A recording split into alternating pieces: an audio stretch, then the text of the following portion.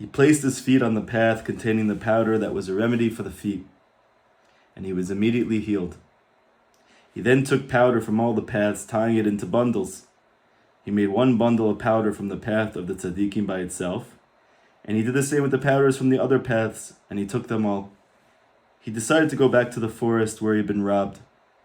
When he came there, he chose a tall tree near the path, along which the robbers went out to plunder. He took some powder of the tzaddikim, some powder of the insane, and he mixed them together, scattered it on the path. He then climbed the tree and sat there waiting to see what would happen.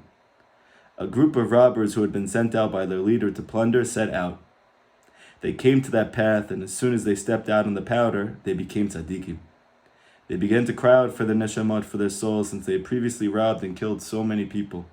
However, because this powder was mixed with the powder of tzaddikim, because the powder was mixed with the powder of the insane, they became insane tzaddikim. They began to fight with one another. One said, "It's because of you that we stole." And the other one said, "It's you caused us to steal." They went on until they all killed each other. Very nice. Everybody have a good night. Okay, good. So let's start to discuss some of the deeper understandings and chizuk that's to be found here. The first point I want to bring is something that Rav Aryeh Kaplan says, which is an unbelievably beautiful, amazing, powerful, life-changing perspective. And that is very simply like this. This boy who was born crippled, he was born handicapped. He came into the world unable to walk. In the beginning of the story and up until the robbers plundered from him everything that he had, he wasn't able to walk, but he was able to stand. And then as soon as this very dark period in his life, seemingly dark period happens in his life, where everything is taken from him, and nobody's with him anymore, he's totally alone, and confused and befuddled, and he's literally living off eating from the grass and crawling around, taking whatever piece of sustenance that he can find to keep going from one day to the next. So he's no longer able to stand. He can only crawl at this point. Now, if we understand at the end of this story, or at least the point that we're at right now, that if we look back, we'll realize that the only reason he was able to become healed and to be able to walk again, and then ultimately, like we're going to see through the rest of this story, to actually save the world and to rid all of the negativity that exists in the world, and to destroy all of the sitra achra, all of the forces of negativity, which he uses with the healing that he finds for his disability. But he was only able to cure his feet and to be able to walk again by virtue of the fact that he was no longer even able to stand. So you see that by the fact that he became totally disabled, that he lost his capabilities, he lost his strength, he lost the things that he used to be able to live on, to rely on, to work through, to navigate the world through. And now those things have become obliterated, they've been lost. It is through that process of, so to speak, disintegration, or what we spoke about before, bitul, nullification of certain external parts of himself, that he was able to actually heal entirely and to be able to walk in a way which he had never done even since he was born. So here we have amazing, amazing, amazing chizuk for all of us, that especially that Rabbi Nachman says that as soon as a person wants to come close to Hashem, he's met with distancing. So you would think, especially, I've heard this on many accounts of Bali Tshuva and me myself, Gerim, that as soon as you realize Hashem exists, you think that all your problems are going to go away, right? Like I struggled with depression, or I struggled with self-confidence, or I struggled with anger, or trauma, or abuse, or simply lack of clarity in my path in life. And now all of a sudden I realize God exists. There's so much meaning in my life, and I realize that I'm a Jew, and the whole world was created just for me, and all these beautiful, beautiful paradigms that are real. But not only does that darkness not go away, but in fact it becomes exacerbated. Now, if you don't read Rabbi Nachman's teachings, when these things happen to you, you get totally bamboozled, and many people actually just go off completely. And comes Rabbi Nachman to say in the 48th lesson of the second section of Likutei Moharan that when a person begins his journey to draw close to Hashem, meaning to achieve the purpose of his life and why he's brought to this world, he's met by distancing. He is met by what appears to be rejection. And all of that is actually truly for the sake of being brought much, much closer. However, because of our mindset, because of our prior notions, because of our distorted core beliefs that we have either been brought up with or developed over the course of time, we feel like we're dying. But the truth is we're not dying at all. We're actually being resuscitated. We're being brought back to life. It's mamish techiyat hametim. It's a revival of the dead. However, it's the part that's deepest within us that we've been yearning for our whole life. That part gets brought out by this place. And now we're able to truly walk. We're able to truly navigate through the world in a way which is happy and joyful and healthy and exciting. Yes. So this is the first part. You know, there's a famous midrash, we've spoken about it in one of the prior Torahs. One of the prior stories of Rabbi Nachman's stories. An amazing midrash where it's discussing the laws of tzara. So this is the laws of leprosy, right? A skin disease, which the sages say we don't have this skin disease really in the same way that we used to have it back then. It doesn't come in this form anymore. The very fascinating part about this disease is that it's actually the only disease that the Torah speaks about. There's no other disease that the Torah speaks about besides the disease of leprosy. So now it's very important to understand why that is. Everything that's in the Torah is the root of creation. Everything that exists in the world, including us, our souls, our names, our missions, our purposes in life, are able to be gleaned from, revealed through the Torah itself, because the Torah is the birthplace of creation. Hashem used the Torah to create all of reality. This is the secret of the Midrash. It says that the Torah existed 2,000 years before the world came into existence. So this is actually related to Kabbalah and the different sfirot, the intellectual sfirot that existed before the 7 lower sfirot. That is that Chokhmah and Bina are these 2 intellectual sfirot that come before the 7 lower ones. The 7 lower ones, Chesed, Gevurah, Tiferet, Netzach, Hod, Yesod, Malchut, they're corresponding to the 7 days of creation and the 7,000 years of this world as we currently experience it. 6,000 years of the current state of humanity, and then 1,000 years of the days of Mashiach, and then ultimately, Bezrat Hashem, Olam Haba. So, what does it mean that the Torah existed 2,000 years before? So each of these sphera is correlated to another 1,000 years, because 1,000 years is like for one day for Hashem, right? So they're each correlated to a different sphera, which means that the Torah is coming from Chokhmah and Bina. This is the 8th and the 9th sphera. They exist above these 7 lower ones, but in terms of history, they come into being as well before the 7 lower ones. They all come in order. So that means it starts with Keter, it starts with the highest, and then Chokhmah comes into being, Bina comes into being, and then these 7 lower sfirot come into being, meaning this world, the 7,000 years that we're experiencing, that all comes into being from those higher sfirot, specifically these intellectual sfirot, which are called Chokhmah and Bina, which is the Torah. So in that sense, the Torah exists 2,000 years before the world comes into being, and that's the secret of this midrash according to Kabbalah.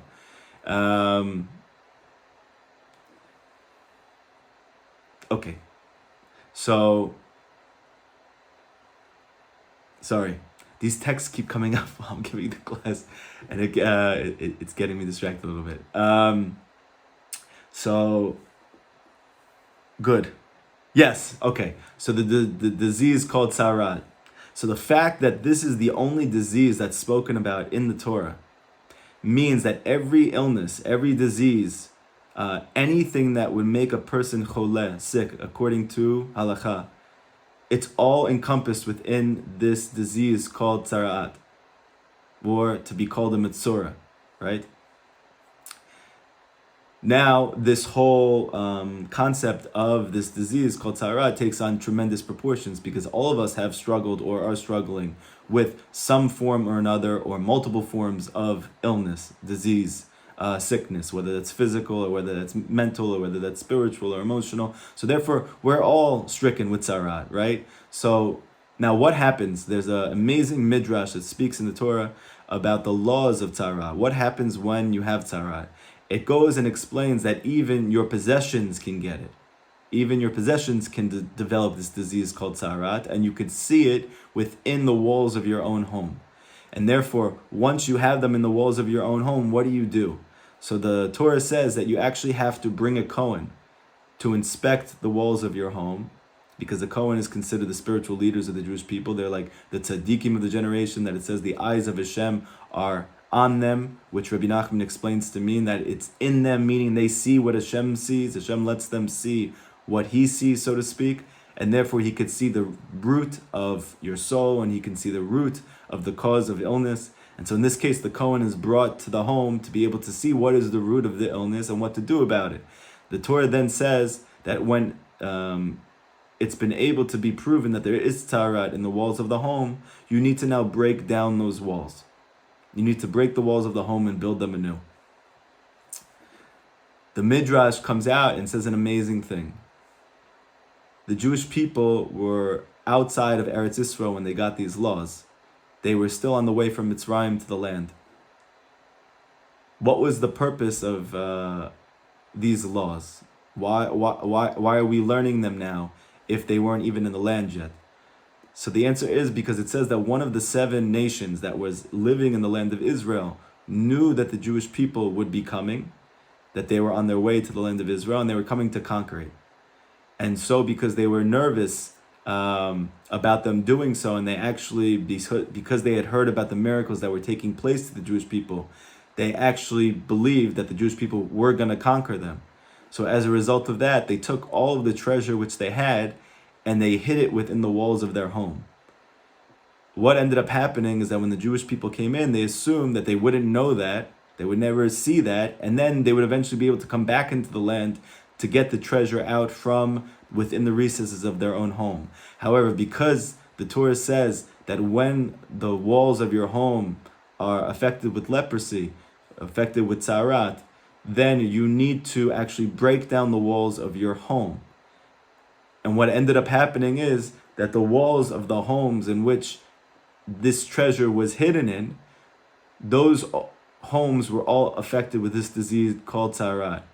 And as a result of that, they had to halachically break down the walls of their home. And they all got to find the treasure which was stored there by the nation which had existed prior to them being there. Now again, according to Kabbalah, this is very important to know, the concept of getting to the land of Israel, rising up to the land of Israel, ascending to the land of Israel, and the fact that there's 7 nations that all exist there before then, those 7 nations which all exist there before there are corresponding to each of the 7 lower sfirot. So getting up to the land of Israel means breaking through the klipot that exist in these 7 lower aspects of your soul, being able to break through each of them, and then taking the land as your own, meaning conquering and having dominion over your own neshama, and being able to reveal it in the world and express the light which is hidden within there. And it's being covered over by these 7 nations, which Hashem places there, just like there are peels to fruit. And Kabbalah explains that before there's any pri that you can experience, before there's fruit that you can taste, you must always encounter the shell which covers over it. So too, these 7 nations which existed in the land prior to us getting there were the peels and the husks which covered the holiness of the land of Israel. And when we got there and conquered it, we revealed the holiness that was in there. This is also the secret to the fact that there's actually 3 more nations that Hashem told Avram Avinu about that we would conquer as well, which are not spoken about when Moshe and the Jewish people eventually went into the land of Israel. Moshe himself did not, but Yoshua ben Nun, his main chassid, Talmid, brought them in there, and they conquered the land. So those three nations are not brought up again. It was only brought up to Abraham. So in Kabbalah and Chassidut, they explain that those three nations, which are not mentioned afterwards, are not mentioned because they are correlated to the days of Mashiach. They are correlated to these three higher sfirot of Keter, Chochmah, and Bina. And in that sense, we don't get to experience them until Mashiach comes. So therefore, in this world, our main goal is to conquer the 7 lower aspects of ourselves and to reveal the godliness which is stored within those 7 walls. And then ultimately, when Mashiach comes, we get to see those 3 primordial klippas as well, what's hidden and stored behind them. And that is the secrets of the Torah, the mysteries of Kabbalah that have never been revealed before. This is the new Torah that Chazal speak about, that Tanakh speaks about. It's not actually a new Torah, it's the same exact Torah. It's just a revelation of that Torah that we've always had, which is entirely brand new and heals and transforms everything in this world. Okay? So, what are we learning from this midrash? Again, the same exact point. If there was no illness in the world, then there would never be reason for the Jews to break down the walls of their home. And we know that in the Torah, and especially in the Gemara, it speaks about a person's goof, their body, as their home. You live in it, right? You are your soul. You're not your body. This is one of the main confusions that comes from growing up in the Western world. We associate ourselves almost entirely with our body, and not just our body, but the organs of our body. Meaning to say that if I don't have a mind that functions in the way that it used to, so I'm less myself. Or if I am not able to walk like I used to, and I considered myself to be an athlete, and now I am on a wheelchair. So I now say that I'm not me anymore. This isn't me. But that's only because we have been bamboozled as kids. And we have been brought up in exile amongst the wild beasts and forests of the world. And therefore we were brought up with Greek culture. And we don't even know that that's the ikar of our education. To assume that we are our bodies. And the truth is we just have bodies. The Torah speaks about them like clothing, right? Nobody would say to themselves, my shirt got dirty. Oh my gosh, I am so dirty. I am dirty, right? I'm a terrible person. No, you would just change your shirt. You would just wash it. You wouldn't personalize it. You wouldn't demonize yourself. You wouldn't be cruel to yourself. You wouldn't hurt yourself. You would simply just wash your shirt. Why? Because you're not your shirt. You're just wearing it. But because we're brought up thinking that we are our shirt, so when the shirt gets dirty or we're born with it dirty, so as a result of that, we internalize it all. And we assume that it's a reflection of our inner character, of our inner self, of the quality of who we actually are. And there's no relationship whatsoever. Mamish no relationship. Right? People who are considered very great down here, in the world of truth, they're not considered anything. And the opposite is true as well. People who struggle here every single day, just barely getting by, doing the best that they can, barely able to do anything. And yet they're doing it with genuinity and honesty and not giving up. In the world of truth, they're considered the greatest of the great. And down here, they're vilified, right? So we have no idea how great we are. And it has nothing to do with your goof. It has nothing to do with your body. It even has nothing to do with the quality of your thinking process and how well you're able to process information, if you have clear thinking or if you have brain fog, if you have the ability to walk easily or to struggle for you, you don't have body pains, you do have body pains. This is something else entirely. This is the home that you live in. And the Torah is coming to teach you that Hashem created this disease called Matzorah because there's no way you would desire to break down the walls of your home and to see the treasure that's inside, if not that there was something which was an impetus for that happening, if there was not some type of barrier that you were experiencing that would cause you to have to do that. In this case, we're learning that all illness must be like this. Because if the only illness that's in the Torah is to be a mitzvah, to have tzarat, so that means that any type of illness that we experience has to be something which is placed there only for the sake of breaking down our external self, so that we are able to reveal the precious treasures that are hidden within there. And in this case, we learn with this boy who's crippled. He is not able to be healed until he's not able to stand at all anymore. It was only after his original disease had deteriorated to the point of not even being able to stand that he was able to actually heal and learn how to walk. Okay? So again, tremendous chizuk, really important, and therefore, Baruch Hashem, that we're able to know that we're able to experience that the sages have taught us that doesn't necessarily take away the pain that you go through on a daily basis through going through these things, but just knowing, like when Hashem told Avram Avinu to sacrifice his son.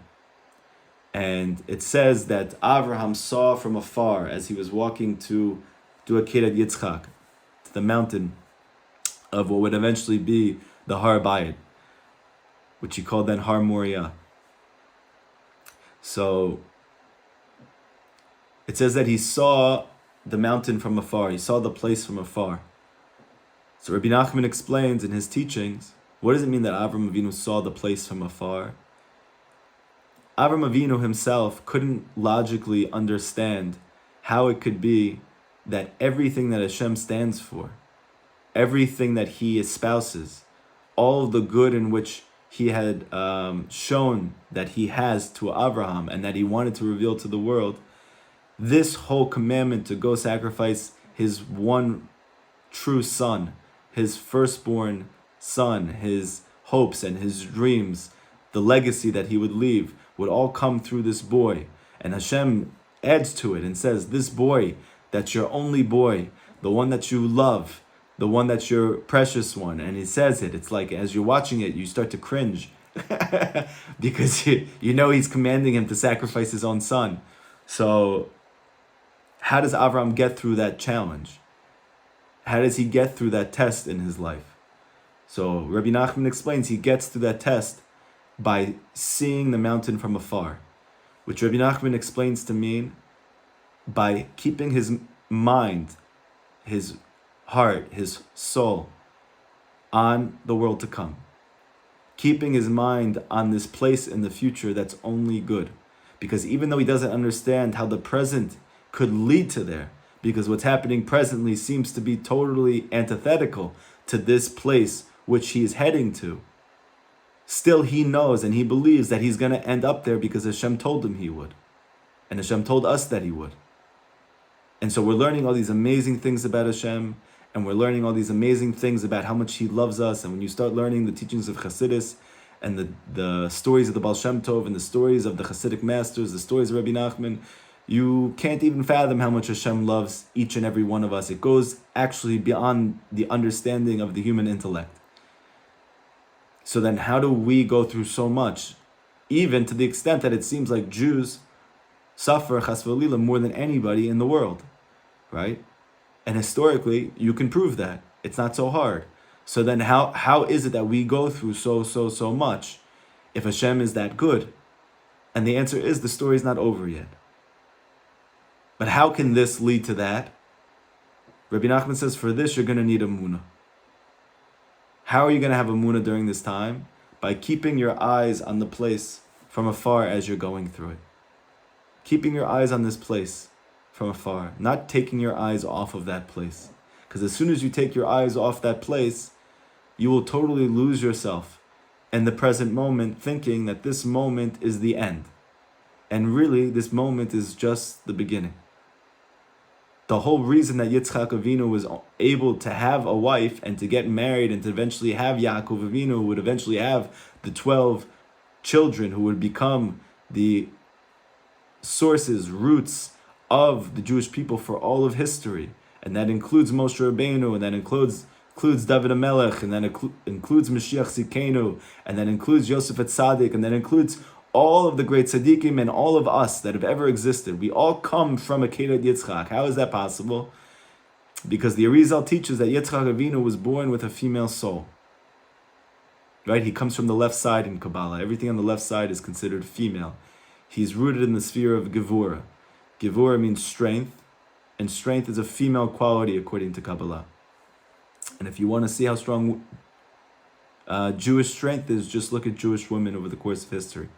Just look at your mother, or your sister, or your daughter, or your grandmother, and I'm sure somewhere you will find the greatest Jewish strength that you've ever seen. Okay? Now Yitzchak Avinu was born with a female soul. This is also the secret of why it says that he was the birth child of Sarah, and the Torah specifies that. And it has to prove to you that he's actually Avraham's son, because people wouldn't think it was Avraham's son. Why wouldn't they think it's Avraham's son? Because Sarah was as feminine as it gets, meaning she was as strong as you could possibly be. She had a Gevuridik type of soul. And that's why she was able to say about Yishmael, she didn't want him in the home at all. She wanted to extricate him from the house. And Avram Avinu, being a male soul, which is not the side of Gevur, it's the opposite, it's the side of Chesed, he couldn't possibly fathom or imagine kicking out his own son of his house, even if he knew that he would be a bad influence and he would actually cause destruction if he were to be in that home. Okay? So Yitzchak was like that. He was very reserved. He was very much to himself. You don't hear him so much about interacting with other people. The only thing that you really hear about him is that he's digging wells and that he's doing Ibodadut in the field, right? He's a very introspective, introverted soul who's very strong and successful. That's a female soul. And this figure was not able to eventually get married. Now, only Hashem knew that. So what had to happen to Yitzchak? He needed to inherit a male soul. How does one inherit a new soul? They have to have what's called, like we spoke about before, Mesirat Nefesh. There has to be an act of, so to speak, self-sacrifice. And in this way, when this takes place, that old part of you dies, the goof, the body, the home crumbles, and what ends up being born from that place is a brand new soul. And from that place, Yitzchak Avinu had inherited a male soul. And that's why right after Kedat Yitzchak, you see we start to learn about Rivka. And then we see right after that Yitzchak finds Rivka and marries Rivka and gives birth to Yaakov, right? Who is the chosen one of the Hashem, who gives birth to the Jewish people. All of that only happens because the walls broke down, right? Now if Avraham didn't look into the future, he didn't look from afar, as Rabbi Nachman says, he never would have got through it. Only afterwards are we able to look back and to see how it's all mamish for the good. And so too with Pesach, right? The Hasidic masters, they ask, why in the world is Pesach, the essence of it is called the Seder, right? It's called in order. If you look at the story of the Exodus, if you look at the story of the Jews leaving Mitzrayim and what we went through in Mitzrayim, it doesn't seem like there's any Seder whatsoever in that experience. However, when we look at the entire thing from the beginning into the end, knowing how it turns out, you can actually see tremendous Seder in the whole entire thing. But that's only after the fact. Meaning, while you go through it, you can't have a Pesach Seder. However, once you're saved from it, then we were given the mitzvah of doing the Pesach Seder and recounting the story. So too in our lives. Everything in our life feels lo b'seder. It doesn't feel in order. However, once we get to the point that we reveal the good and the light and the soul within us, which comes from this experience of lo b'seder, we get to experience the Seder of it. So too, you see this in the Jewish calendar, in the beginning of the year, right? We start with Rosh Hashanah. So in Kabbalah, they explain that Rosh Hashanah takes place in Tishrei. If you look at the word Tishrei, the letters are spelled backwards in alphabetical order, right? Taf is the last letter, Shin is the second to last letter, Reish is the third to last letter, and then Yud is obviously before all of those 10th letter of the Hebrew alphabet. So why are the letters backwards? Because Tishrei is lo beseder. It's not in order. This has a lot to do with Hashem's name. All the different months of the year are a different combination, orientation of Hashem's name. In this case, it's totally backwards. Why? Because that's the only way that Hashem's judgment, so to speak, can be felt and experienced in the world. It's only when things are not beseder, or they don't appear to be beseder. That's how the year starts. That's how our Jewish journey starts. It feels like it's not in order. However, the month of Nisan, which is the month of Geula, which is the month of redemption, which is not the beginning of the year physically, but it's the beginning of the year spiritually, because it's a year of freedom. That's a time when we leave our shackles of our slavery and our goof behind, right? And we enter into a state of Amunah, into a state of Das, into a state of Cherut, freedom, right? So Nisan is the opposite. If you look at the letters of Hashem's name, which are reflected through the months, it's the only one that's actually in order. It's Yud and a Hey and a Vav and a Hey. All the other letters are months are in a completely different order. They're out of order. It's the only month that's Beseder. Now, what happens in Nisan? It's the month of Aviv. It's the month of spring. It's the month where everything sprouts. It's the month where we were saved from Mitzrayim.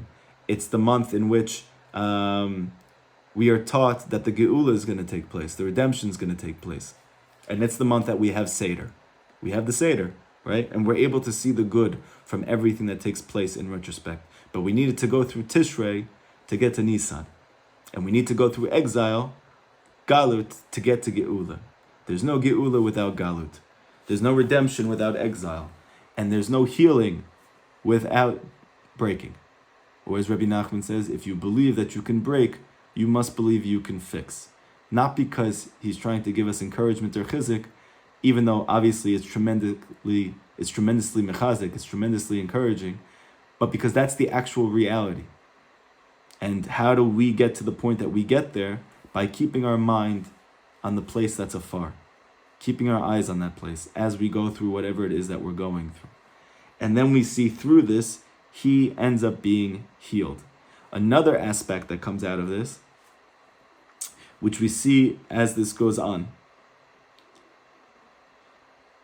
is that really this whole journey has been a yerida yilatzorech aliyah. This is a very famous concept that actually comes from the Gemara in terms of halacha, when you're dropping things off of a building and how they end up sloping back up. It speaks about in the laws of Shabbos. So the truth is that in Chassidus, they expound this concept and they bring it out in general, which is to say that this is not just a concept behalacha, it's not just a concept in Jewish law, it's actually a reality of life. That every single descent that a person goes through in their life is only for the sake of an ascent. And the degree to which a Jewish person descends, to that degree, he is bound for ascent. And no one more so than the soul of Mashiach. Because we learn that the soul of Mashiach comes from the Yechida, it comes from the highest point of the soul, and it comes from the Keter, it comes from the highest point of reality, the light of the Ein Sof, even before it's understood. And yet this soul comes down into the lowest possible place, into the lowest possible goof. Right? This is the reason why King David's soul comes through incest, it comes through adultery, it comes through murder, it comes through famine, it comes through trauma. Why is David being born from all of these things? Because his soul is so great. And to the degree that someone's soul is great, to that degree he has to descend. Why? Because in order to reveal the greatness of one's soul, it needs a commensurate descent, because that is what precedes the revelation of the ascent of that soul. Just like an olive, that you can only reveal the oil which is stored within it through the squeezing of the olive. So too, the Chazal explain that the Jewish people are all olives. We're all like olives. And in that sense, the oil can only be brought out when it's pressed, okay? So this is, again, tremendous chizuk. And we see this here with this boy, that this boy is clearly in this story, the Mashiach. And yet, he's the sickest one of us all, right? He cannot walk at all, and yet he is tasked with getting through this world, and he's not able to move. And the whole point of this world is moving. So the very one thing that he needs to be able to do, he can't do. And you would think, okay, so, eventually he'll get used to it, and eventually he'll learn how to cope and to deal with his life. And even when you think that that's going to happen, and it seems like that's what's happening, he then loses his ability to stand at all. And now he's just crawling. He doesn't even get to eat normal food anymore. He's eating the grass of the floor. So he literally gets to the lowest place, not just emotionally, but physically. He's on the floor, crawling on the floor, eating from the lowest possible vegetation that there is, right? It's not grass like salad. It's grass like they had to eat in the Shoah. That was the only way they could survive in the Holocaust, many of them, because they ate grass. They had no other food. They weren't being fed. And this boy is going to end up saving the whole world. What's the reason? Because Yerida L'tzorech Aliyah. A Yerida is needed for the sake of ascent. So I want to look at a Torah in Likutei Moharan. This is also in the 22nd Torah of Likutei Moharan. So if you look at the end of the 22nd Torah of Likutei Moharan, you will see it. And I'm just going to read you, not inside what it says from there, but I'm going to read you the English just for the purpose of bringing home this lesson and what we're trying to accomplish here, okay? So this is the 22nd lesson of Likutei Moharan. It's towards the end. It says like this: when the time comes for a person to rise from one level to the next, he must at first experience a fall. The whole purpose of the fall is to prepare for the ascent. Try to understand this, and you will realize how determined you must be in order to serve Hashem. No matter how far you fall, never allow yourself to be discouraged. Remain firm and resolute and pay no attention to the fall at all, because in the end it will be transformed into a great ascent. This is its whole purpose. This applies to all the different ways one can fall.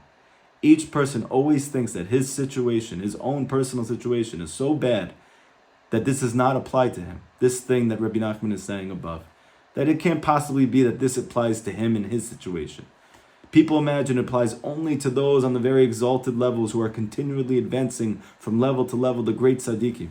But you should realize that this holds true even for those on the lowest of levels. Why? Because Hashem is good to all. Okay? Very powerful, beautiful. This is one very little section from that end of that lesson in Likutei Moharan, 22nd lesson in Likutei Moharan. Okay? This next part, very small again as well, this is from the 25th lesson of Likutei Moharan. And Rabbi Nachman says like this: each time a person emerges from one level in order to rise to the next, all the forces of unholiness, all the klipot, attack him again in the forms of desires, fantasies, strange thoughts, mental confusions, distractions, and all kinds of other obstacles. They stand in array against him, refusing to let him to enter the gates of holiness, of Kedusha. Many sincere people become highly discouraged when they find themselves suddenly confronted by all these desires and obstacles.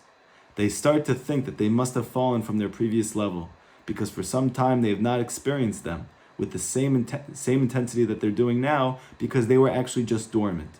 When this happens, you must understand that what you are experiencing is not a fall at all. The time has come for you to advance from one level to the next. This is why these same old desires and obstacles have reared their heads again.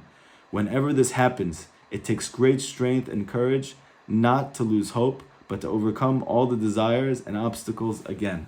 And obviously you can imagine this is why Rabbi Nachman was so insistent that the main thing is to continuously start over again, just to keep starting over again. One other point that I want to bring, and this I am going to read inside, and we've done this tour again, but again, it's very important, it's very short, and it's speaking towards this experience. Not just that for the sake of going higher, I have to go down first. But Rabbi Nachman's chiddush is that when I'm going down, the down itself is the source of the going up. That my healing is coming from the sickness. And this is the wonder of Hashem, that we can't possibly imagine how this is so. But you see with this boy, he finds healing in his legs because he cannot stand anymore. It's the deterioration of his illness that leads to his healing. So this is the 195th Torah in Likutei Moharan, Kuf Tzadi Hey. Rabbi Nachman brings the fourth parak of Tehillim, the second pasuk there. And the pasuk says, Bitsar hirchaftali. In my tsar, in my distress, you relieved me. Talking to Hashem. Okay? Hainu, meaning, you would think that King David is saying that when I went through these difficulties in my life, you eventually brought me to an expanse. You brought me out of there. You relieved me, which is true. That's pshat. However, Rabbi Nachman is teaching us the sod, the secret of this pasuk. Not just that through my suffering, eventually Hashem helps me with my difficulty, right? I have parnasa issues and eventually I get parnasa. I have issues getting married and eventually I get married. I have health issues and eventually I get healing, right? I have issues being happy and I'm sad and eventually I will find joy. But no, Rabbi Nachman is saying, Hainu, shegam afilu batzara ba'atzma, that in the tzara itself, that from the affliction itself, from the distress itself, Hashem yiparach marchiv lanu, Hashem creates an expanse for us. Meaning that from the lack of parnasa, I find parnasa. From the lack of health, I find healing. From the loneliness, I find being married.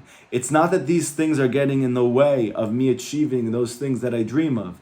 It's that those things paradoxically are the cause of it itself. Because if a person gazes at the kindnesses of Hashem, even at the times that he sees that Hashem is causing him distress, that even in this distress itself, Hashem is already creating the expanse. It's coming from that thing. And he is creating greater kindness for you and revealing it to you in a greater way. And this is what the pasuk means, Batsar herchaftali, that in the distress you have relieved me. Hainu, meaning afilu betocha tzara ba'atzma, that even within the distress itself, natatali harchava betocha, you have given me tremendous relief. And harchava really means expanse, meaning through the contraction and the constriction, you have made an expanse for me. It's in the contraction. How does that make any sense? It doesn't. That's the whole point. It goes totally beyond logic. Milvad ma shanu mitzapim shashem yibrach yoshienu bekarov mikol tzarot. And not only are we looking for Hashem in the future to save us from the difficulties that we are going through or have been through in our life, ve'yitev imanu ma'od, and to provide us with great good. Ach afilu gam ba'atzara ba'atzma marchiv lanu. But even right now, in the distress itself, Hashem is relieving us. He is healing us. He is answering our prayers and He is helping us, right? So, this is all to speak to this story. It's through the fact that he loses his ability to even stand, that he learns again how to walk. It's through my doubts in God. It's through my doubts of faith. It's through my disbelief that I find strong, powerful, life-giving, unmovable emunah. Right, Rav Kook, he says that, what's the point of Balei Tshuva? Why did Hashem make Balei Tshuva? So Rav Kook says, because they are going to have questions that the most religious people will have never asked. They're going to have doubts. They're going to have questions that are very intense and very deep and very hard to answer. And the only way they're going to come to believe in God is they're going to have to find resolutions for those questions. And therefore, as a result of that, they are going to expand emunah for the Jewish people. It will become so much bigger because of their doubts, meaning that the doubts themselves are causing an expanse in emunah. It's within the doubt itself. And this can be held for anything, right? It all goes for this. And that's what's happening here with this boy. Now, the next part that I want to speak about is this next piece right here. The leader sent out another group, and the same thing happened. They killed one another just as before, meaning these robbers who were going to plunder whoever came through this area. And since they all killed each other after they became insane tzaddikim, so the leader of the group sent more of them. This happened again and again and again until all the robbers were killed. So the first thing to see here is that evil destroys evil. It self-combusts. Meaning that whatever is causing us affliction in our life, or whatever is causing tsar to the Jewish people at large, whatever evils we see in the world, whether it's poverty, or whether it's illness, or whether it's hatred, or whether it's jealousy, or whether it's desire for honor and prestige and power, all of these things self-combust at the end. They destroy themselves. Rabbi Nachman speaks about that the other side, the Sitra Achra, is constantly trying to swallow up the prayers of Jewish people. And ultimately, they end up throwing up all of their prayers that they swallowed so that Hashem, so to speak, doesn't answer them, because they can't stop trying to eat all of them, to try to devour all of them, to try to conceal all of them, so they're not able to get answers which are revealed. But due to its unsatiable appetite, it's not able to hold all of them, and it ends up throwing all of it up. And there's many places in the Torah where it's alluding to the fact that the more that there's evil in the world, the quicker it's going to all run out. So even though it's very, very hard and difficult and challenging to experience these things in our life, and even though right now we're going through unbelievable hardships as a people, but to the extent to which that those difficulties are challenging us, are causing us tsar, that those things are bad, that they're evil, to that degree it's closer to being over. It's closer to running out. Because there's an end to it, but there's no end to good. Every good desire, every good thought, every positive emotion, every good action, every exertion of faith, every hibodedut, every chatzot, every tilim, every piece of Torah that you learn, every letter, every word, every sentence, every note, it lasts forever. It's good. It lasts forever. These things which are causing us suffering, they all not only extinguish, but they cause their own self to be extinguished. And you see that over the course of history, that these nations that have become world powers, they actually cause their own destruction. Right? At the very end, it's through their own efforts of having done this that they cease to exist at all. And this is what happens all the time. And that's the reason why the Jewish people have never left this world, while every other nation which has come up against us is gone. Because evil destroys itself and good lasts forever. Okay? So now, I want to bring this last part. This ex-cripple, he realized that none of the robbers remained except for the leader and one other man. So this boy who used to be crippled, who can now walk, who's been healed, he climbed down from the tree and he swept away the powder that he had placed on the path. Then he spread pure powder of the tzaddikim and went back to sit in the tree. The head robber was curious, since he had sent out all his robbers and not a single one had returned. He therefore set out with the one who remained with him. As soon as he came to the path, where this boy who was not able to walk beforehand, but had scattered the pure powder of the tzaddikim, now this head robber, who was the cause of all of these other people becoming robbers during this time of famine, he himself became a tzaddik.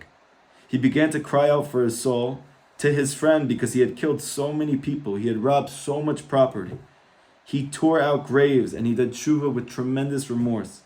And when the ex-cripple who was sitting in the tree heard that the head robber was so remorseful, he wanted to do so much tshuva, he climbed down from the tree. And seeing him, the robber began to cry out, "Woe to my soul! I've committed so many crimes in my life. Give me a way to do tshuva." And the boy said back to him, "Give me that chest that you stole from me in the beginning." The robbers had kept a record of everything that they had stolen, including the day and the victim. He said, "I will return it to you immediately," said the chief robber. I will even give you all the other wealth that I have that I have stolen, but just as a means for me to do tshuva. So the boy said to him, there's only one way you can do tshuva. You must go to the city and explain and confess everything that you have done since you started all of your debacle. I am the one who made the announcement way back then, and I caused many people to become robbers. I have robbed and killed many people. This is your tshuva. Go and tell everybody what you have done. The chief robber gave him all of his treasure, and he went with him into the city, doing as he had said. However, since the robber had killed so many people, the people of the city sentenced him to be hanged as an example. Okay, so I want to say a couple things now. It's pretty clear from the story that this head bad guy represents the Satan, represents the forces of all negativity, represents the source of Esav, the angel of Esav that Yaakov Avinu defeated in his life. He represents the forces of negativity that the Mashiach ultimately conquers, right? And actually rectifies. Chassidus teaches not just that he destroys it like the Gemara says, that there's shchita, there is slaughter that's done to the Yetzer Hara at the end when the Mashiach comes, but actually that he rectifies it and sweetens it. And so too you see that the source of all evil ends up doing tshuva.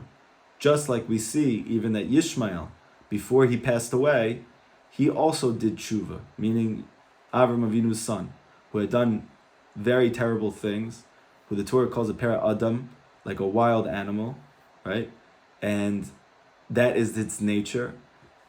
And yet, after doing this and causing so much pain and sorrow to Yitzchak as a child, and being a threat to the Jewish people throughout all of history, at the end, Yishmael did tshuva. Okay. Now, want to say a couple things here. One is that I read this amazing thing in one of the Perushim, one of the explanations and commentaries on this story, that you see that the boy who had been through so much in his life, that when he had the dust that he found on this path, he was healed. And yet, these robbers who had spent so much time stealing from everybody and doing terrible things and doing things easily in order to benefit their own life but to hurt others, as soon as they had that same dust, yes, they end up becoming righteous as a result, but they end up dying as well. They end up being killed from it. Okay? So one of the things that it's explaining is that when a person wants to be close to Hashem, he's always given an arousal from above. Something happens in his life, or something happens in his mind, or something happens in his heart that awakens him to want to return to Hashem. That's an arousal from above. That's like stepping on this scattered dust. However, what's required after that, and even what's required before that, is that you have an arousal from below. There needs to be an effort, an exertion that you put in to draw close to Hashem from your own part, in order that that arousal from above actually assimilates and internalizes and contextualizes within you in a healthy, happy way that you're able to live with it. And there's a very big secret in this, that we're learning. It's because of the challenges that come from serving Hashem and being alive and being healthy and being happy. It's those challenges themselves, that arousal from below, that we respond to the arousal from above from, that's what allows us to live. Not just live, but to flourish and to thrive. And if not for that, you see that these people who they just received the arousal from above, they actually go crazy because of it. It doesn't end up settling their mind. It doesn't end up settling their heart. They never get to the point they get to experience the peace and tranquility that comes from believing in Hashem and believing that He's good and believing that He loves you. They are always in a state of chaos and distress. It never leaves them. So what's the reason? Because there's only an arousal from above and there's no arousal from below. And the Mashallah was thinking about it, you could see very often that when people do tshuva, and I was like this as well, I think most people are like this, there's something about Judaism, there's something about the Torah that resonates very deeply with them. And so they cling to that thing. But what they end up being confronted by is many things which they didn't conceive to be true before that, or many things which they didn't resonate with prior to that. Many people I have noticed, they will only stay at this original point that they resonated with, and they will just avoid all of the other things, or they may even discount the validity of it. They won't try to grow with it. So I'll give like just a practical example, right? Let's say for someone for me, that my whole life I lived to be kind and to love others. So then all of a sudden the Torah starts to speak about that it's ve'ahavta l'recha kamocha, that the foundation of the entire Torah, everything can be summed up with love your brother like yourself. So for me, it's like, wow, this is amazing. This is beautiful. I always felt like that. And the Torah literally says that. So that's like my starting point. But then the Torah says that the greatest cruelty that you can do to people is to be kind to them when it's actually hurting them. That the kindness itself becomes a cruelty. Sometimes the kindest thing you can do for someone is to withhold from them. So for me, that was totally foreign to me. I didn't grow up like that. I wasn't taught that. I didn't learn that. I didn't believe in that. Now, I could have very easily stuck at that first point and just said everything's about love and everything's about kindness and everything's about giving. But it would have killed me. And I would have became an insane tzaddik, right? Just like these insane tzaddikim. But if you're really searching for Hashem, and what ends up happening is you go through difficulties and challenges in your life, it actually forces you to begin to experience new ideas, new capacity to understand and to resonate with more things, with more of the truth, right? And that's the hidden benefit for this boy, that he went through so much in his life that ultimately when he stepped on this dust, it healed him completely. And he mamish lived, and we're going to see in the rest of the story, not only does he destroy evil, he brings peace to the whole world. He only is able to do all of that because of everything that he went through. But these people that they didn't go through those things, and they stepped on this dust, it made them crazy.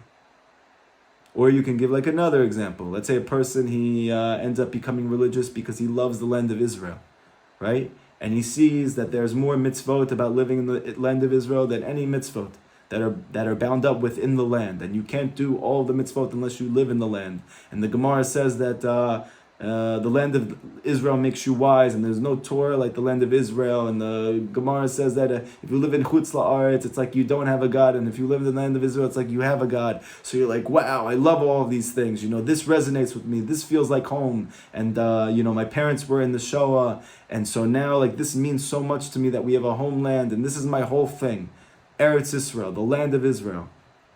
But there's so much more in the Torah. There's so much more than the land of Israel. It's not that the land of Israel isn't that important. It is that important. But there's so much more going on. And you see many people, they just stick on this point. Land of Israel, loving other Jews. Boom. That's it. And they never increase or engage in more than that. Why? Because they haven't gone through anything. And when you don't go through things, you're not forced to search for more solutions. You're not forced to look deeper. However, when life happens to you and you get humbled by it, then you realize you don't know anything.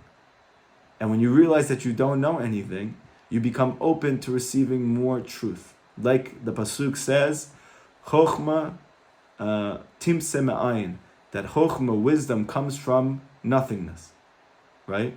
Meaning it comes from humility. Wisdom is a product of humility. The more godly light I can receive is the product of greater and greater humility. And one of the greatest sources of humility is to go through stuff. I had a rabbi, his name was Rav Aron Valken, Zecher Tzadik Livracha. He was talking about the highest form of tzedakah is to give to a mikveh. And it's higher even than giving to a shul. Okay? So, my rabbi also explained, but you'll see most people do not donate to mikvahs. They donate to their shuls. So why are they donating to their shuls? So he said, because they put their names on it. That when they give these donations, they then put their names on the shul, and then everyone gets to see that they donated to that shul. And they get to see that they donated to that shul. But nobody's name is really on the mikvah. It's just a body of water. So even though according to halakha, it's a greater mitzvah to give to the mikvah than it is to give to the shul, the Beit Knesset, but people don't do it because then they don't get any acclaim or recognition from it. So when my rabbi was saying this, I was having a really hard time understanding how that could be, right? I could understand how maybe some people might do that, but that the vast majority would do that, and these are people that learn Torah. These are people that are constantly trying to know more and more of what the Torah says and to live with it.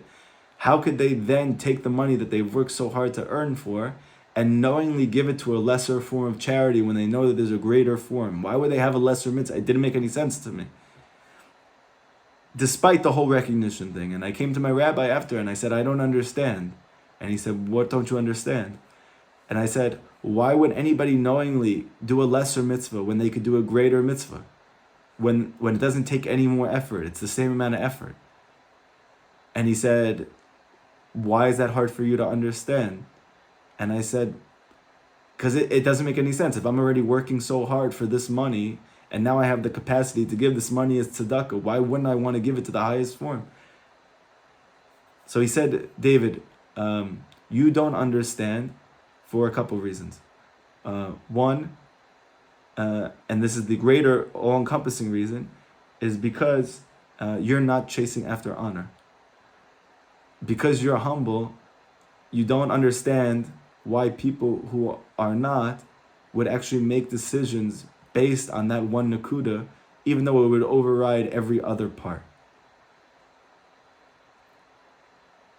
So he explained that why are you like that? Two reasons.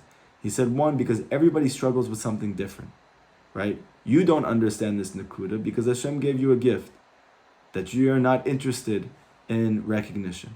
You just want to do good, okay? But you or anybody else that doesn't struggle with, let's say, arrogance or wanting attention from others, they will struggle with something else.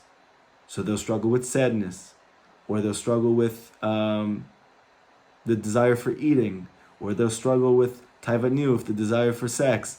But everyone's going to struggle with something. So you don't understand this because this is not your struggle, but you have another struggle, which is true on multiple levels. So that was one thing he told me. He said the other reason is because, David, you have been through a lot. And when a person goes through a lot, they see things differently. Okay? So again, you see again with this crippled boy, why is the dust healing him? Because paradoxically, he was sick. Why is this dust causing other people to go crazy? Because they don't have the effort that comes from climbing out of that hole. The effort that comes from holding on. That arousal from below. And so they only have the arousal from above. And that's causing them to lose their mind. Okay? So that's one point. The second point is a story I want to tell you. It made me think of this when I was reading this. It's an amazing story. It's a story of the Baal Shem Tov. Baal Shem Tov had Hasidim. He had students who became great tzaddikim, great Hasidic masters. We are learning the teachings of one of them, Rabbi Nachman of Breslov. The Baal Shem Tov, right before he was niftar, right before he passed away, he gathered all of his students, and he told them, each of them, after he passed on, what they should spend the rest of their life doing. What was their soul's mission in this world? One of them, he said that his mission, his tafkid in life would be, once the Baal Shem Tov passes away, to travel from city to city to city, telling stories of the Baal Shem Tov. That was going to be the whole rest of his life. That was going to be his profession. He wasn't going to do anything else besides this. Now, this person himself was one of the biggest Talmidei Chachamim of the whole generation, and for sure one of the biggest Talmidei Chachamim of the Baal Shem Tov students, and he had many of them. So obviously it was probably a hard pill to swallow to know that my life's mission has nothing to do with the thing that I'm good at, or the thing that I excel at, or the thing that I'm passionate about. It's something which I feel like maybe somebody else could do. That is to tell stories of you. But he said, no, this is your thing. You're going to be going from city to city to city, telling stories of me. And when he asked him, well, how am I going to make parnasa? He said, don't worry, you'll make parnasa through this. People are going to want to hear these stories. And then the Baal Shem Tov passed on. And obviously, all of his Hasidim, they believed every word of the Baal Shem Tov, like Mamash Moshe Rabbeinu said it. There's good reason for that. So that's what he ended up doing. He literally spent his days going from city to city to city, telling stories of the Baal Shem Tov. However, it was becoming very hard for him to make parnasa like this. It wasn't like, so pashut. It wasn't so easy for him to actually make the money that the Baal Shem Tov was talking about. He was actually just barely getting by each and every day. Eventually, he heard of somebody who, I don't know if it was Italy or it was one of those countries in Europe, that he was willing to spend tremendous amounts of money to hear stories of the Baal Shem Tov. Like tremendous amounts. He was unbelievably wealthy, and he would give very large amounts of money if anybody had stories of the Baal Shem Tov for him. So when he heard about this, he thought, okay, great. Maybe this is like a fulfillment of the Baal Shem Tov's commandment to me, that I will be able to support my family through this. So I'll go tell him stories, because who knows stories of the Baal Shem Tov more than me? This is all I'm busy doing, telling. And I'll go. So he made a very long trip to that area. And when the people of the city heard that someone had come, knowing, was a student of the Baal Shem Tov, knew unbelievable stories of the Baal Shem Tov, they all told this person, who was one of the leaders of the community. So when the community leader heard, he welcomed this chassid with open arms. He brought him into his home. He said, you have to stay with me for Shabbos. And this person had a mansion, and he ended up inviting everybody in the community over to his house. And obviously, besides the fact that he was a very righteous Jew, he also had a lot of money. And when people have a lot of money, like the Torah says, they also have a lot of friends. So literally, you had unbelievable amounts of people there at the Friday meal to hear this man tell the story of his Rebbe, the Baal Shem Tov. So while this is happening, and he's sitting there, he says Kiddush, everyone's listening, tick, tick, tick, tick, tick with the cup, and he says, okay, we're going to now listen to our chashuv special guest. He's going to tell us a story of the Baal Shem Tov HaKadosh. So he went up to speak, and he couldn't remember any of the stories. He couldn't remember anything about the Baal Shem Tov. And he's sitting there trying to figure out why he can't remember what's happening. Is he nervous? He doesn't know what's going on. And he sees, the host of the home sees that he's struggling. And he says, don't worry, it's okay. We have a long Shabbos. Tomorrow in the morning we'll have a Seudah again, and you'll tell us stories then. He goes, okay. But the whole night he's crying because he can't believe that the one thing that he knows at this point, and the one thing he's been doing for all of these years, he cannot tell any stories of the Baal Shem Tov. He can't remember anything about his Rebbe. He doesn't know why Hashem is punishing him like this. And so he wakes up the next day, and now it's Shabbos, they have Shachrit, and again, he invites everyone over. And the same thing happens, and he tells him, come, we're going to listen to the story of the Baal Shem Tov now from him. And he goes up to speak, and he forgets everything, and he has nothing to say. Same thing happens again by Mincha, Suda Shlishit. Same thing happens again by Mulava Malka, after Shabbos is over. And this student of the Baal Shem Tov is mamas mortified, embarrassed. He cannot believe what just happened. He literally can't believe it. It doesn't make any sense to him. And he was leaving that house with tears in his eyes, saying to the host of the house, I'm so sorry. I don't know what happened. I do this all the time, and I tell stories of my Rebbe, and I just can't remember. I'm really sorry. And the man said, don't worry, it's okay. He gave him a horse and set him up that he should be able to return back home. And as he was getting on the horse, a story of his Rebbe popped into his head. And he got so excited, and he ran back to the host. And he said to the host, I remembered a story. And so the host said, oh, amazing, tell me. So he said, the story goes like this. One time I was with my Rebbe, the Baal Shem Tov, and he took all of us on a horse and buggy, and he didn't tell us where we were going. And we were traveling, and eventually we stumbled upon the house of a Jewish woman. And we knocked on the door, and the woman came out, and she screamed at us, "What are you guys doing here? Don't you guys know that today is the day that the Christians, they find a Jew who lives in this city, and they torture them in front of everybody, and they kill them publicly?" It was Easter. And this is what they did in this city. Every single year on Easter, which for them is prior to Pesach, right? That's based on the last meal of Yeshki, of Yeshua, that I guess is supposed to be a time of peace, but ultimately, obviously, didn't become that. And on this day, and it wasn't just in this place, many places on all on all Christian holidays or all pagan holidays, they would torture Jews. So in this case, in this city, this is what they were doing, she was saying. Why are you guys coming here now? He saw them, they looked Hasidic, they had kippahs on, they had long payas. Why are you here? You're drawing attention to me. And the Baal Shem Tov said, we need to come in. And she said, there's no way, we're not letting you in. And she locks the door. And then the Baal Shem Tov opens up, knocks the door again, and says, you must let us in, we have to come in. So she opens up the door, she comes in, locks the door, and she's like beside herself. Why are they in here? These people are going to get me killed. And all of a sudden, the Baal Shem Tov says, do you mind if I look out this window really quickly? She says, no, don't look at the window, they're going to see you. And he just walks over and he doesn't listen to her. And he opens the shade and he sees in the middle of this town, there is like gallows being hung. And there's a stage that is being set up. And you see hundreds or thousands of Christians here waiting to hear from the Pope or this Christian leader. And all of a sudden, this Pope gets on stage and he begins to talk and deliver his sermon. He delivers this sermon before they find this Jewish person. He does this every year.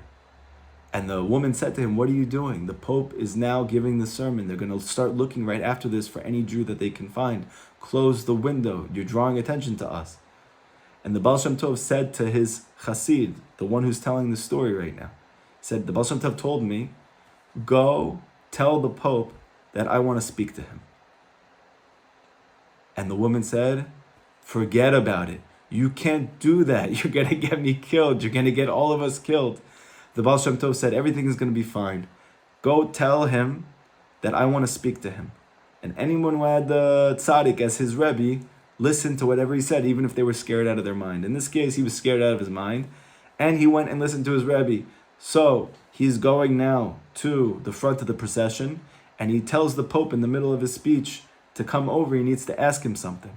And the Pope can't believe that this Jewish person, in the middle of his speech, where he's trying to antagonize the entire city to find a Jew so that they can torture him, is coming up to him, telling him he needs to speak to him.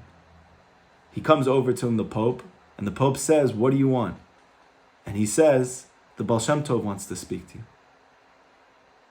And he said, I'm not speaking to him right now. I'm speaking here in this speech. So he goes back and he goes, they didn't kill me. And the woman couldn't believe that they didn't harm him. And he came back into the Baal Shem Tov and the Baal Shem Tov said, no, what did he say? And he said that the priest said that he can't speak to you right now.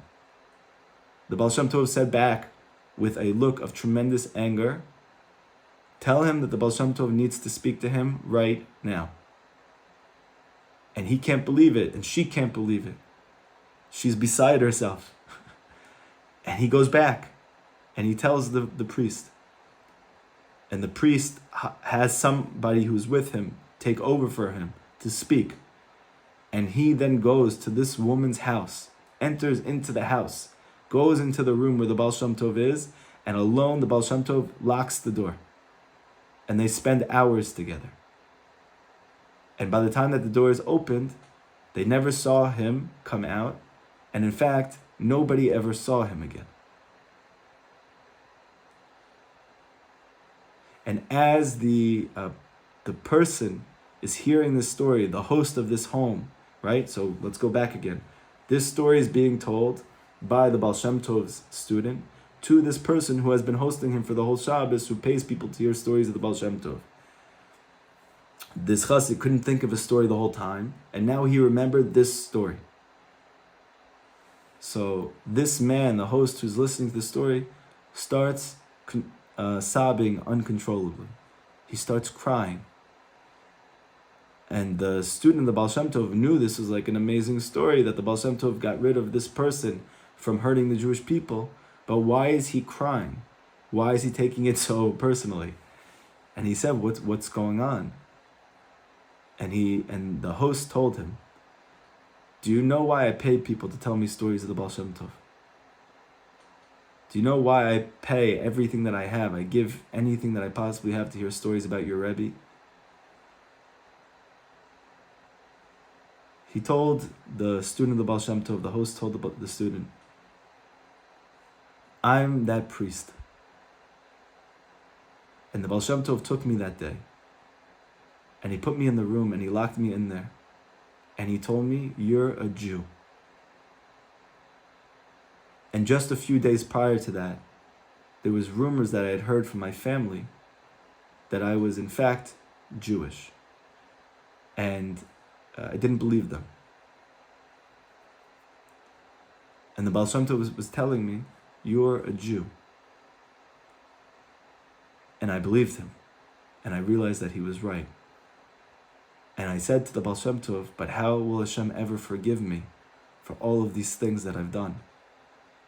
I've literally killed Jewish people.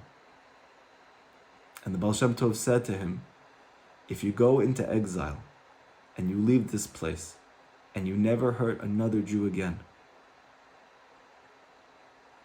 one day someone is going to tell you your story. And when you hear someone tell you your story, you'll know that Hashem forgave you. And he said, the host said, I've been here for years, paying people to hear stories of the Baal Shem Tov, hoping and waiting that someday someone would tell me my story, so I would know that Hashem finally forgave me. And you just did.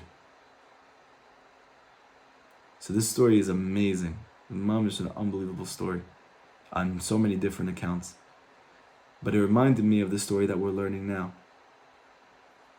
That the very source of evil, the very cause of the Jewish people getting hurt, or in this case, the cripple losing everything he has, he ultimately himself is asking for a way to do tshuva.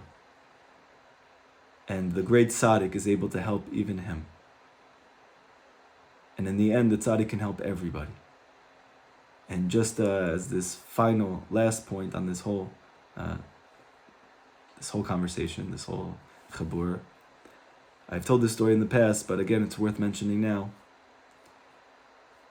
There was a person who came to Uman with me for Rosh Hashanah a couple years ago. Apparently he's been going for many, many years, maybe decades. And he's a very hard man. He's not soft. He's not sensitive like us. He's very hardened and aggressive. And a good person, but, you know, not like, not B'Teva necessarily like the people in this chabur. So I asked him as we were having our Seudah, like, how did you get to Uman? How did you get to Rabbi Nachman? How did you get to Breslov? Like, why are you so passionate about it? Why do you believe in it so much? You know, he donates to Tzion Breslov. He's been doing it for years, since the beginning. Like, all of his tzedakah goes to Breslov. You know, he's like literally like his whole life in these teachings. So I said, what happened to you? So he said that I used to be a part of a gang. And the leader of that gang, one day he stopped being the leader of the gang. So he said, this is what happened to him. He said that this leader of this gang, he did many things that were wrong. He did many things that were cruel. He did many things that were illegal. But one of the things that he did was he owned a prostitution ring. And if anybody doesn't know what that is, very simply, the women are bought as prostitutes, like slaves, on a hidden trade market. and then they are made to be used as prostitutes, and then the money which they make is then given to the one who owns them. And obviously it's horrifying. It's beyond belief that such a thing has existed, and still these things do exist. And this Jewish person, who obviously grew up totally secular, and from Israel, clearly, wasn't in the right place at all. And he was the leader of an entire prostitution ring. And his dad asked him one time if he could travel with him to Europe. And at this specific time, this Jew who was who owned this prostitution ring, he was being investigated very heavily by the authorities, and so he was scared and needed to run away to make sure nothing would happen to him, so that he could lay low for a little bit. So he decided, okay, so I'll go with my dad, and in this way I'll be able to lay low, and also while I'm in Europe and when we're by Russia, I'll be able to pay for more prostitutes and to bring them to Israel to be part of this prostitution ring. And that's what he did. He went with his dad, and on the way the dad said to him, we're traveling through Ukraine to get to Russia, and we're stopping in this place called Uman. Do you mind if we stop there and go to Rabbi Nachman's of Breslov's kever, his grave? So the son said to him, we can drive by there, that's fine, but I'm not going in there. So the dad said, okay, just, let's go there, and then I just want to, pay my respects, say hi, and we'll go. And when they finally got there, the dad begged his son, please come with me in there. You don't have to do anything, but just come in. And the son, out of respect for his dad, said, okay, fine. He came with him in there, and the dad gets to the kever of the Rebbe, of the Tzaddik, of Rabbi Nachman, and he just starts weeping and crying. And the son is looking at him, this is so foreign for him. And obviously not resonating with anything. He's just sitting there watching his dad. Here's his old dad, the old man who doesn't know what's going on and living with his old thoughts and old times. And I'm just waiting to get to my meeting after this so that I can go buy these prostitutes and make more money. And the dad says to his son, come, put your hand on the kever. Put your hand on the tzion. And he said, no, I'm not putting my hand on there. And he said, please, we're already here. Why not? I'm not asking you even to say anything. Just put your hand on it. It was fine. He puts his hand on the kever. As soon as he puts his hand on, everything that he did in his lifetime literally passed through his mind. He flashed back to all of it. All the people he had hurt, all of the people that he had wronged, everything that he had done in his life, literally in one moment just flashed before his eyes. And he actually felt the pain of the damage that he had caused. And he fell down on the ground and he cried and cried and cried. And he couldn't get up because of the intensity of the pain in which he was feeling, of the hurt that he had caused other people. And he got a phone call while he was on the floor. And it's ringing and it's ringing. He's not picking up. And finally, he just takes the phone and picks up and he says, who is this? And he says, boss, we're waiting for you. Everyone's waiting for you in the meeting. We're waiting to buy these prostitutes and we can't make the deal unless you come here and approve. And he told this man told them, who was lying on the floor, he said, I'm out. And he hung up the phone. He totally left behind that life, and he ended up becoming a very, very, very strong, very proud, and very fervent Breslov chassid. And he did tshuva gemura, complete tshuva, and to this extent that he actually has brought so many people to Uman, hundreds of people who have come from the most broken, darkest, cruelest, most horrifying places that you can't even imagine. And he said, the person who told me this story, he goes, I'm one of the people. I'm one of these people that was brought. And so this is the power of the tzaddik, that he can make even people who have done things that you can't possibly imagine, the most hardened souls, that he could take their heart, which is a heart of stone, and turn it into a leiv basar, into a heart of flesh. Or as Rabbi Nachman is alluding to, that the words leiv basar, heart of flesh, is really the letters Breslov, right? If you flip the letters around. So Rabbi Nachman says that in the end, everyone is going to be Breslov. So what does that mean? It means that everyone's going to have a heart of flesh.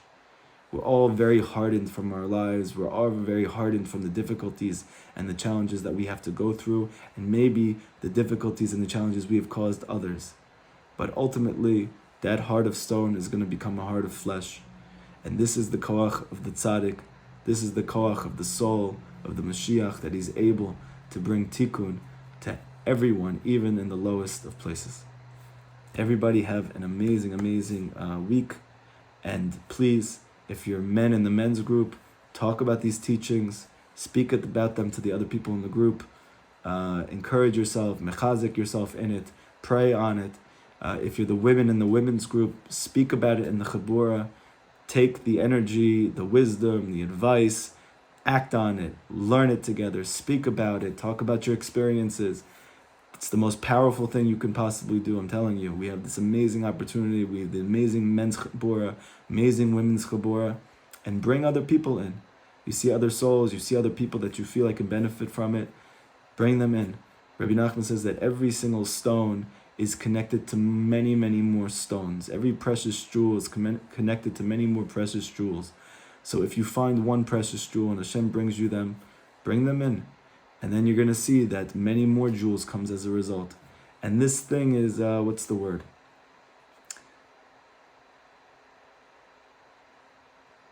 It's quantum.